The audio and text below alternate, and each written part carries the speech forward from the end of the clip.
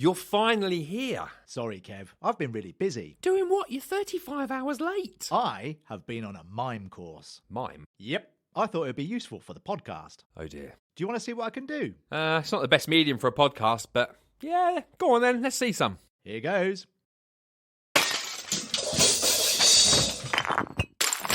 Ta-da! Well, what do you think? What was that supposed to be? That, Kev, was the story of Troy. I was the Trojan horse. You do know you're supposed to keep your eyes open when you mime. No, I did not know that. Maybe you learned it in the second session. Just press play. I forgot to open my eyes, didn't I? Wait a minute. I've learnt a dance routine to go with our theme. Do you want to see it? Yeah, go on then. Welcome to Cat Noir Comedy Podcast, Season 3. Episode 3, The Flake Chronicles. Well, did you like the dance? I think Nijinsky would have been proud, Matt. Now put away them scarves. We've got a podcast to perform. I remember seeing some mime once. 4 men laid out on the street, wriggling on their bellies, struggling to pull themselves from the ground. 2 of them, like Mueller's crescents, curved to form a number, whilst one planked across the last man, who was also a crescent, with his arms above him. I think they were trying to tell me something. The only message I got was that mime is pretty hard on the ears. I'm hungry. I'm off to the shop to buy some bran flakes.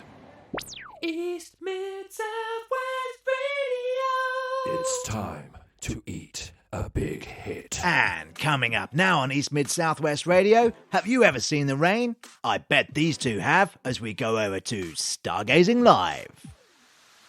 Good evening, listeners. Welcome to another night of watching our beautiful skies, hoping to catch a glimpse of those ever-elusive stars. Bundy, can I just jump straight in and ask you a question? Of course you can, Ted. What's on your mind? I was just wondering what those hundreds and hundreds of boxes of bran flakes are doing, all stacked up along the wall next to the piano.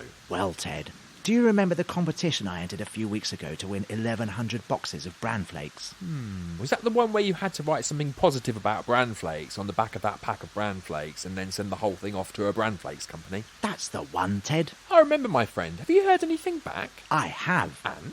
How did you do? Well, I won, Ted. That's why there are 1,100 boxes of bran flakes all stacked up along the wall next to the piano. Oh, yes, of course.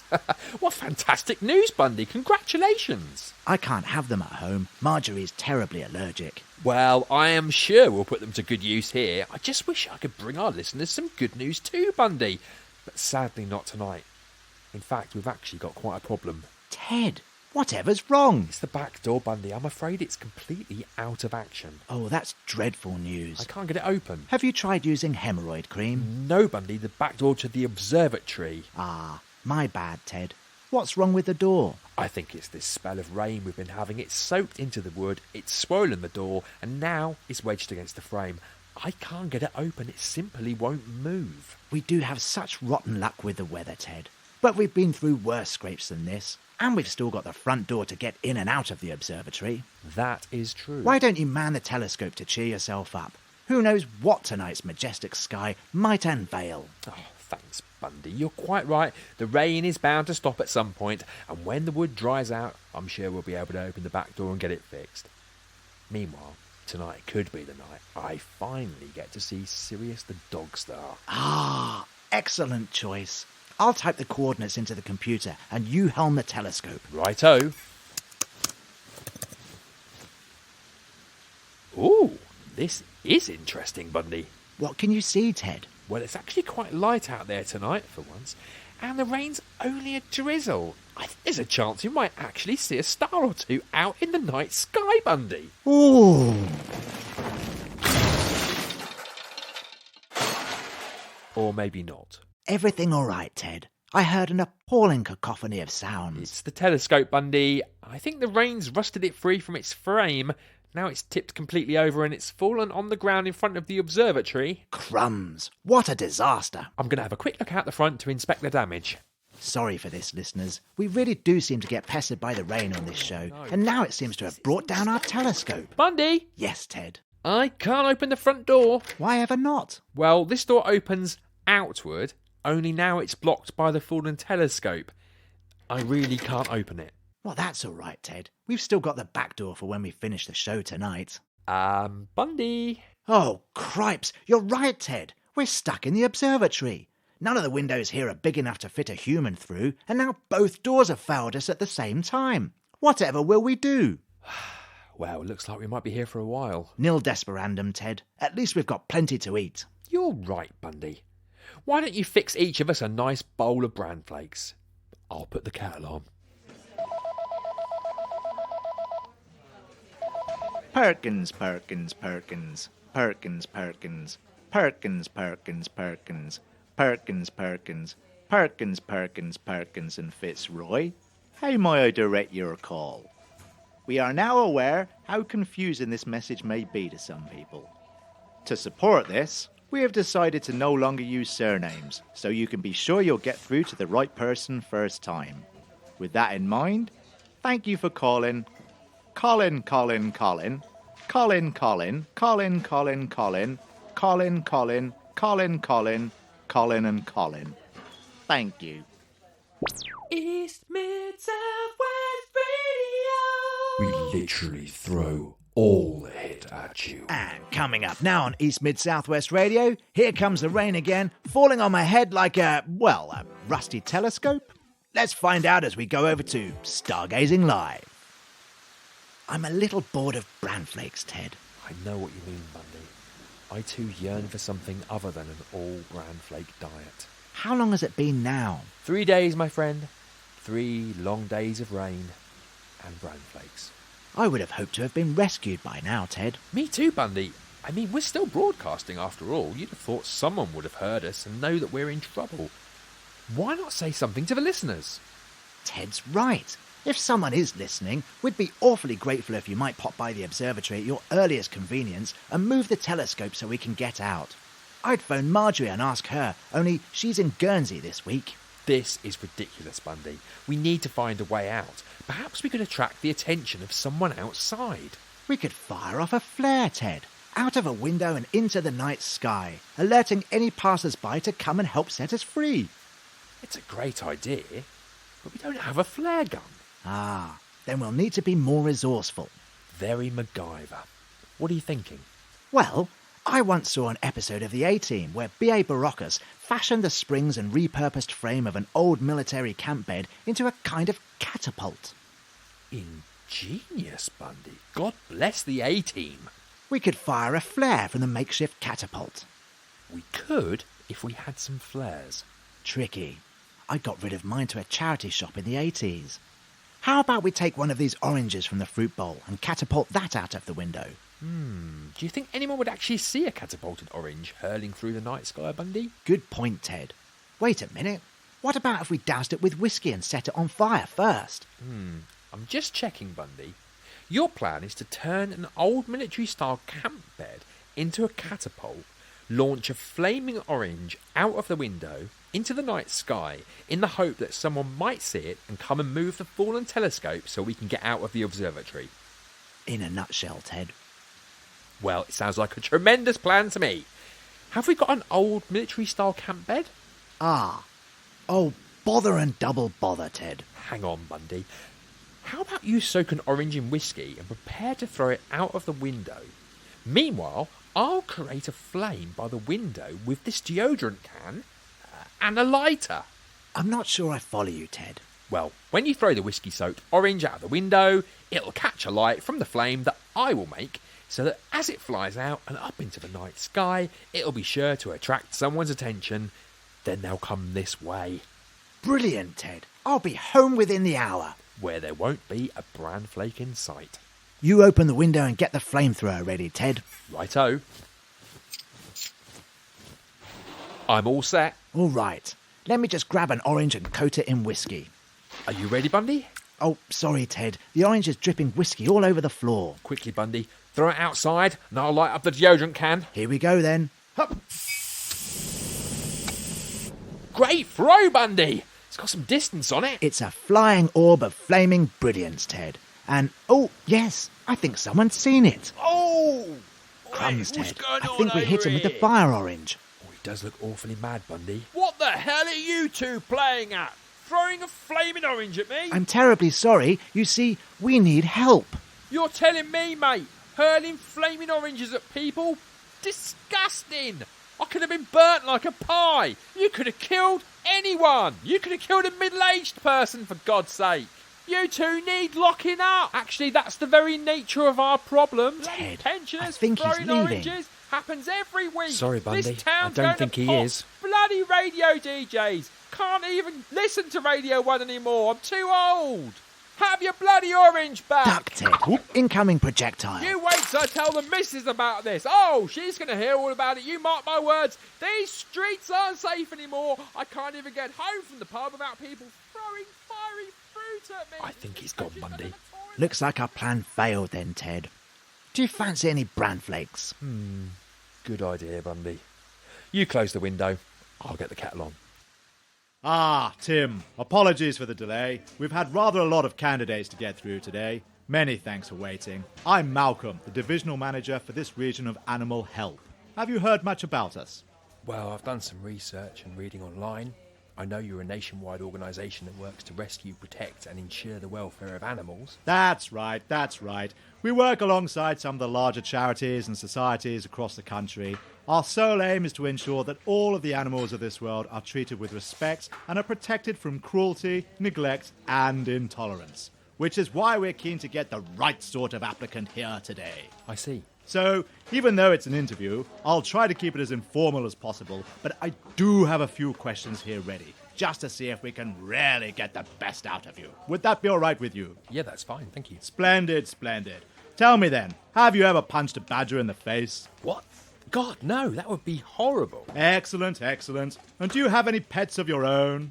Yes, well, 3 dogs, 2 cats and a parakeet called Stan. Fantastic. Have you ever kicked an owl? What? Again, no, I think violence or cruelty of any kind towards any living animal is inherently wrong. That's the main reason I applied for this job. Splendid. That's the right answer.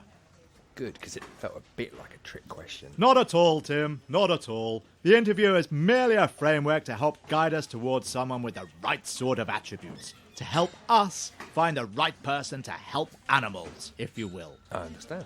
Smashing. Let's try a logic puzzle then. Imagine this. In one hand, you're holding a fistful of tasty, succulent birdseed. And in the other, you're holding a knotted rust of barbed wire covered with razors and poison. Okay, I'm imagining. Now then, which hand would you offer out to some passing hungry seagulls?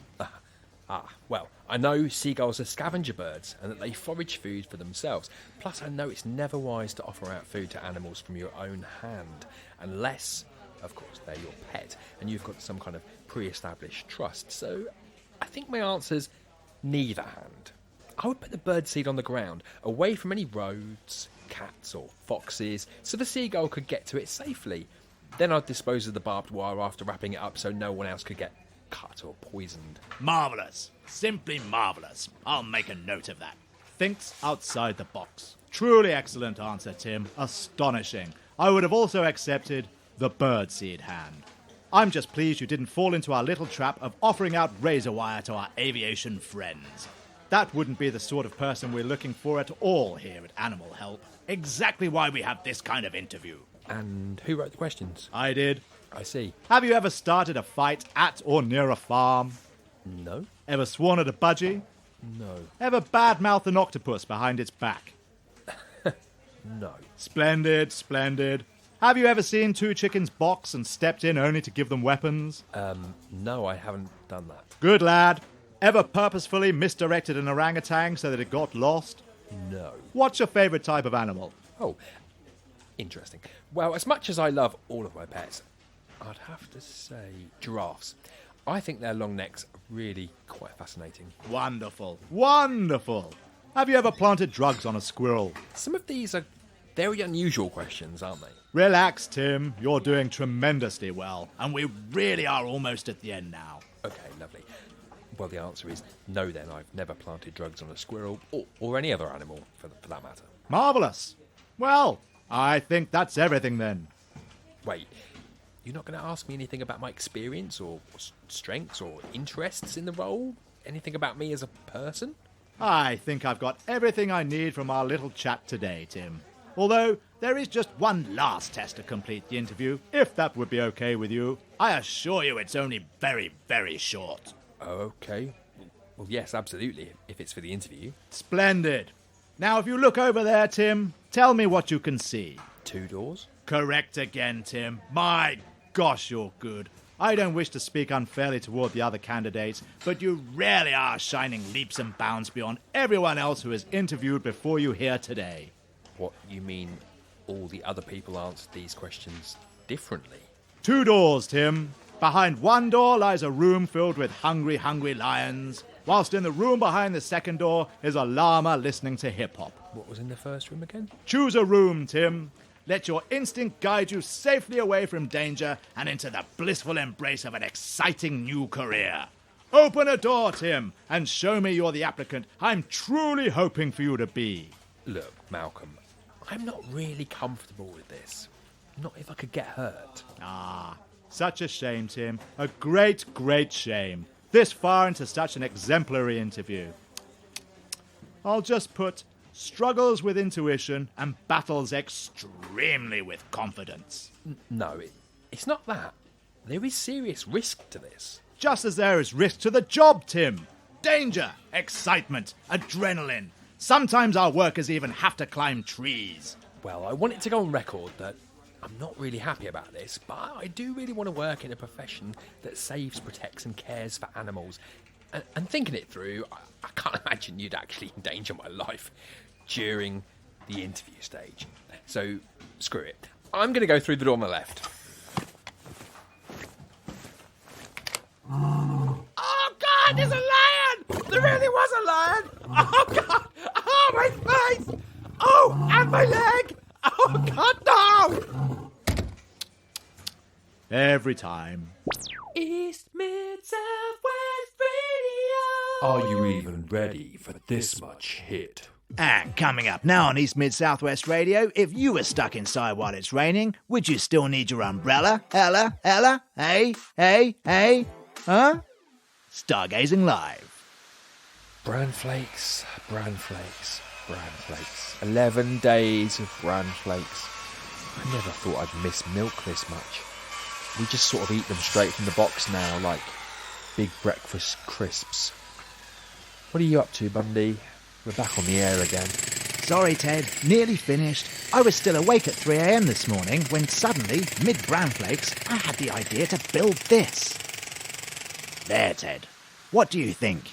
Well, I think it's an enormous metal semicircle, Bundy. Big enough to stand under with both ends attached to the floor and covered in wires. Precisely, Ted. It's a Stargate. A what gate, Bundy? Star, Ted. You must have heard about them from all the films and television. I'm afraid not, my friend. The only gates I know are Gateshead, Watergate, Gates McFadden from Star Trek The Next Generation. This is a whole different franchise, Ted. Stargates act as a portal to other worlds. You mean it might get us out of the observatory? Possibly further than we've ever travelled before, Ted. Well, I'd be happy just to get to Morrison's, if I'm honest, Bundy. I'd treat myself to a pork pie and mustard, fresh bread, some cheese. Shall I try it out then, Ted? What, the pork pie? No, Ted, the Stargate. Oh yes, splendid idea, Bundy. And if you do make it to some far distant galaxy, bring me back something nice. Like a sausage roll. Will do, Ted. Right then, here we go. And... hello, different universe.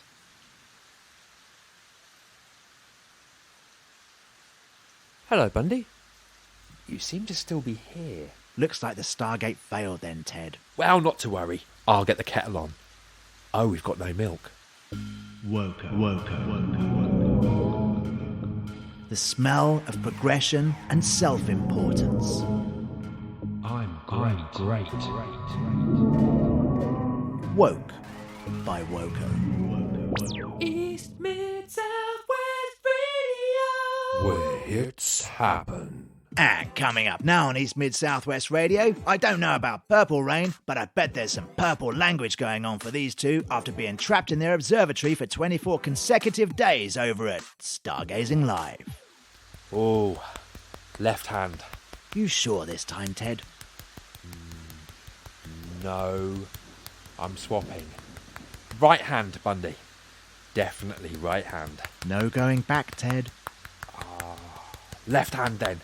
Oh, I'm sticking with the left hand. Final answer? Final answer. Well, Ted, I can show you that the bran flake was in my right hand. Oh, Bundy, you win again. That's 153 to you and 159 to me. Bundy, there's someone at the door. Goodness me, Ted, we're saved. I'll go to the window and see who it is. Hello, I'm Bundy. We're trapped. Are you here to rescue us? I don't know nothing about that, mate. I'm from the council. This fallen telescope, is this yours? Not as such. We just do a radio show here about the night stars. Only the telescope has tipped over and blocked the door. Now we're trapped in here. Yeah, well, you're going to have to move it, mate. We've received some complaints. We can't. Don't you understand? We're stuck in here. Look, is there any way you might be able to move the telescope? That way we could get outside and put it back up in its rightful place. I don't know about that, mate. My job is to tell people to move stuff, not to move it myself. Oh, go on. What about if we gave you 839 boxes of bran flakes for your troubles? Have we eaten that many boxes already, Bundy? I'm not sure. I only do one job. I take it very seriously. Look, I've got a contract. I stand by my... Wait a minute. Is that a Stargate you've got in there? Yes, but it's broken. I'd love to have a look at it. I've never seen a Stargate up close. I'll tell you what, if you move the telescope, we can get the door open and then you'd be welcome to come in and see our Stargate. Oh, great. Yeah, OK. No problem. Hang on. I'll have this moved in a jiffy.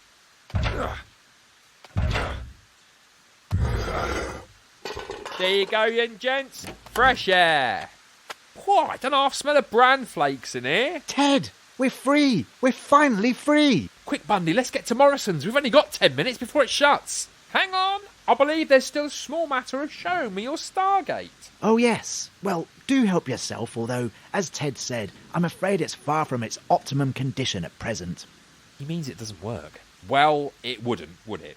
It's not plugged in. Look. What? I'm so dreadfully sorry, Ted. I really should have paid closer attention. You got an empty socket? Oh, there you go. This should do it. Wow. Look at that. Oh, I didn't know you'd put lights on it, Bundy. I didn't, Ted. Then that could only mean... Right, here we go. I'm off to some other galaxy where there's far less war and horror than here. Bye. I think he's gone, Ted. It certainly looks that way, Bundy. Let me just check all the way around the back just to make sure. Oh, he's gone all right. He's nowhere to be seen. Can you imagine it, Ted? We finally got the front door to the observatory open and built a working Stargate.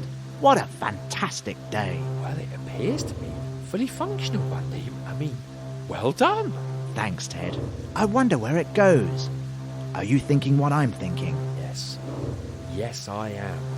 Toss the remaining 839 boxes of bran flakes into the Stargate, then head to Morrison's, Bundy. I never want to see another bran flake again, Ted. Me neither, my friend.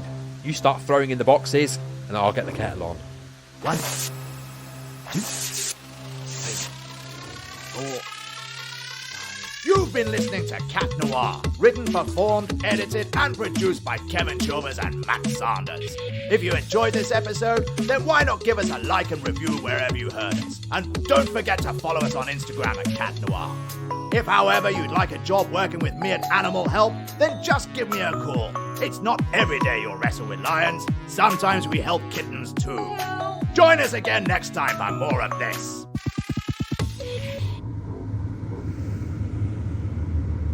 Since our invasion of Earth, our people have been starving. What we need now is a miracle.